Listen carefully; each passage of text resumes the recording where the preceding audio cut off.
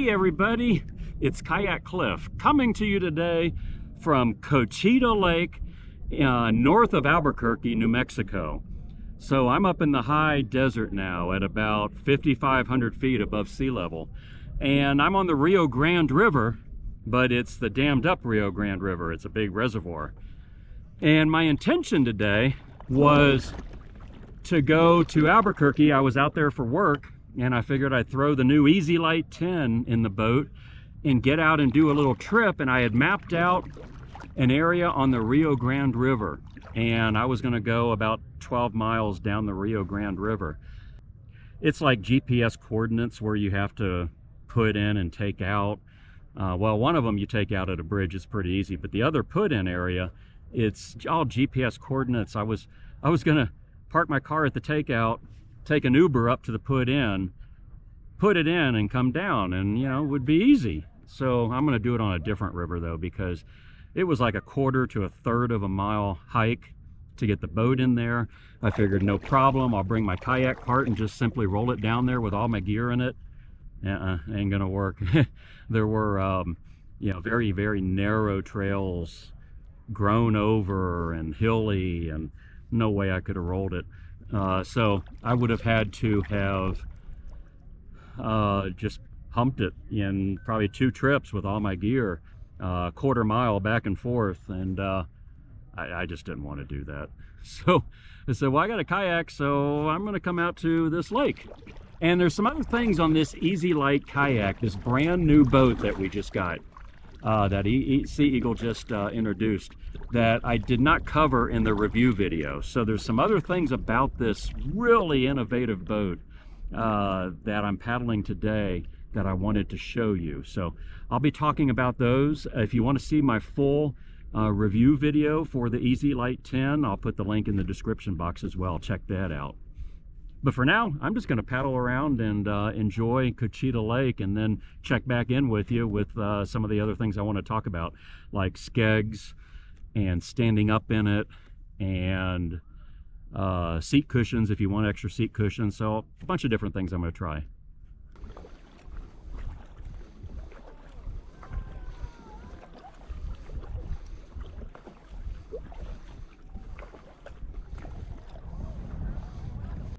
One thing that's really cool is here at the boat ramp for Cochiti Lake, they have the local high school Navy JROTC out here, and they're sailing and fishing, it looks like.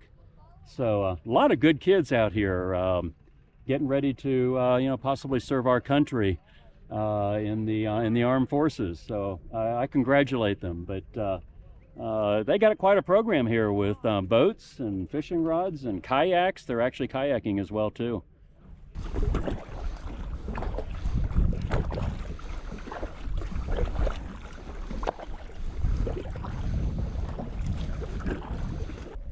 Okay, one of the things I wanted to talk about are Skegs. I didn't cover this in my review.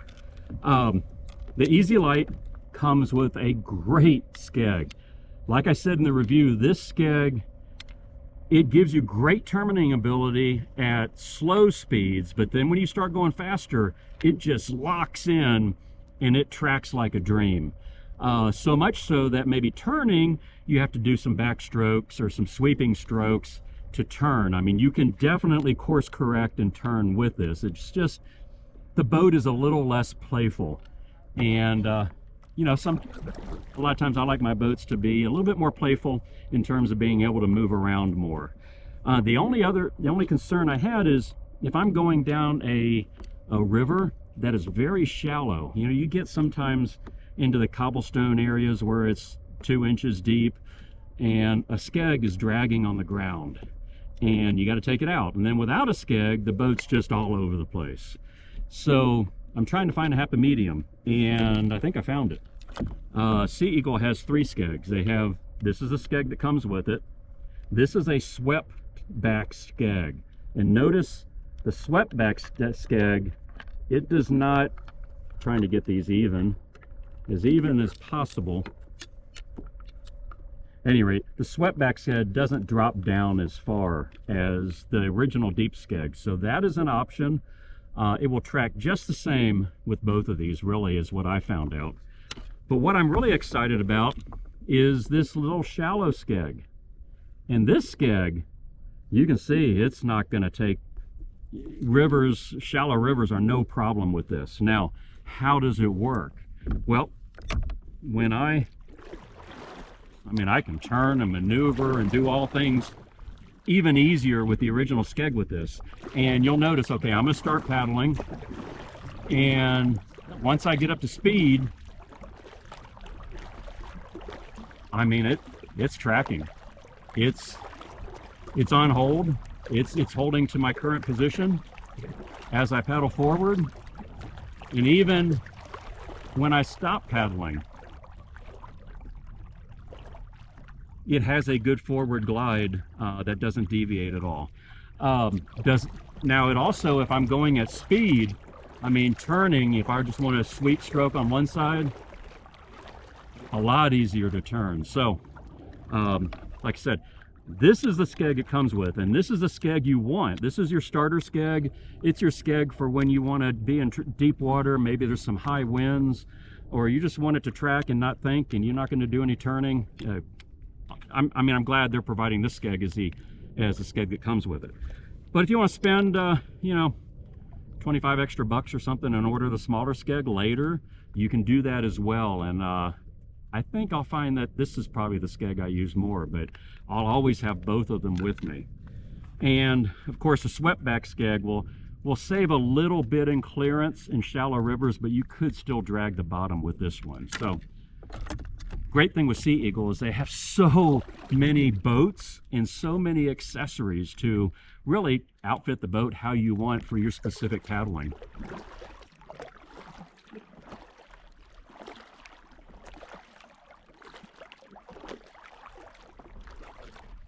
Boy, I'm amazed at how this boat paddles. Like I mentioned in my review, I've never been in a 10-foot boat that paddles and handles as well as this. I've never been in one that's as fast as this. It's a 10-foot boat, but it paddles like a much bigger boat. It tracks very well, and it's fast. I mean, if you got a decent paddle stroke, you can get 3.5 miles per hour, no problem. You have a great paddle stroke, you can probably get up around 4. On my review, I was getting, I think, about 4.25 miles per hour. But, and that's kind of a workout speed, a comfortable workout speed. It's not maxing it out. I think the reason that this boat does so well, just like most inflatables, is that it's really a matter of buoyancy and displacement. So if you think about it, a hard shell kayak, plastic kayak, you drop that in the water, there's no buoyancy above it. This, it's filled with air, so when you plop down in the seat, it's not going to sink down in the water as much and therefore displace a bunch of water. And the more that you displace it by being deeper in the water, the more resistance you have when you're paddling.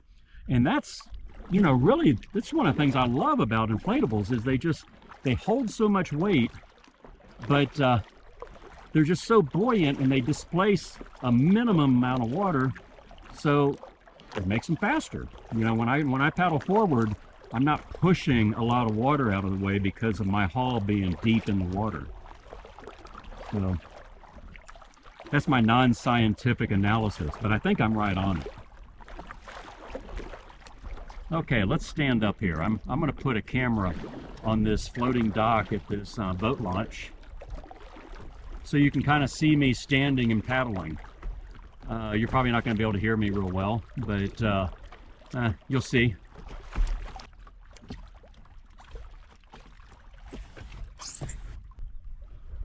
Okay, camera's rolling. Let's see here.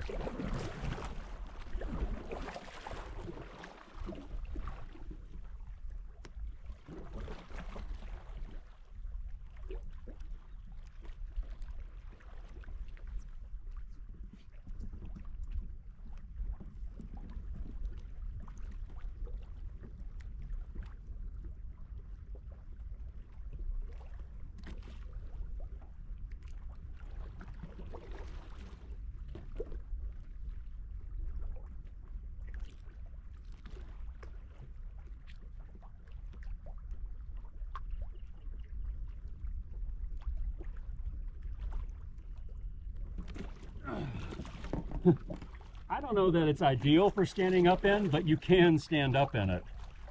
No problem, as you can see. Now, I got pretty good balance. I'm trying to work on that balance. I'm going to be paddleboarding a lot more this year.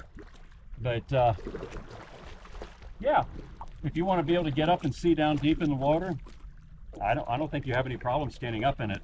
I just need to practice a little bit more. But again, that just illustrates the stability of this boat. You know, just simply by the fact that you can stand up if you want to.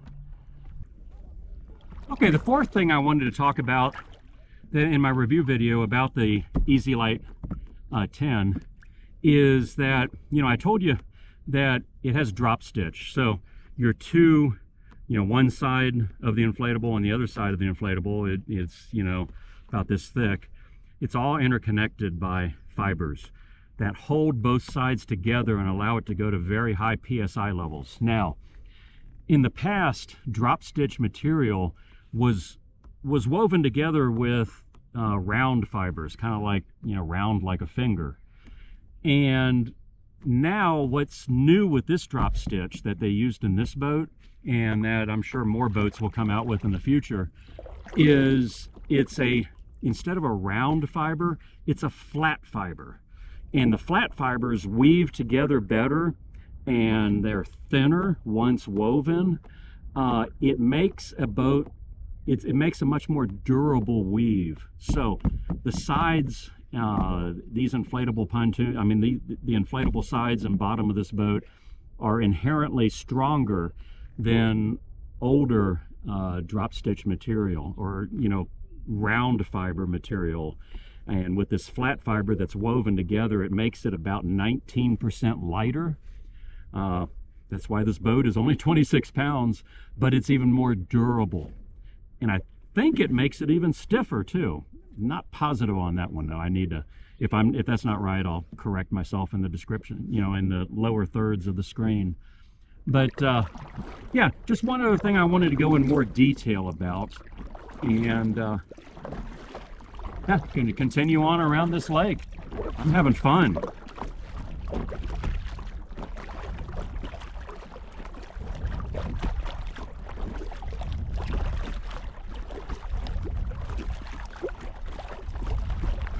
I love working kayaking into my workout routine.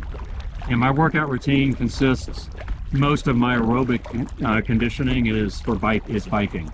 I love biking, but I try to mix in paddling as well because it's a different type of aerobic conditioning. It's a little lower on the heart rate, you know, but you can be in that 120 range, which supposedly burns more fat than anything. It's like walking. You can be in that 120 range, no problem, even up to 130 heartbeats per minute. Whereas cycling, you can get up to 150, 160 beats per minute. But it's a great thing to work out.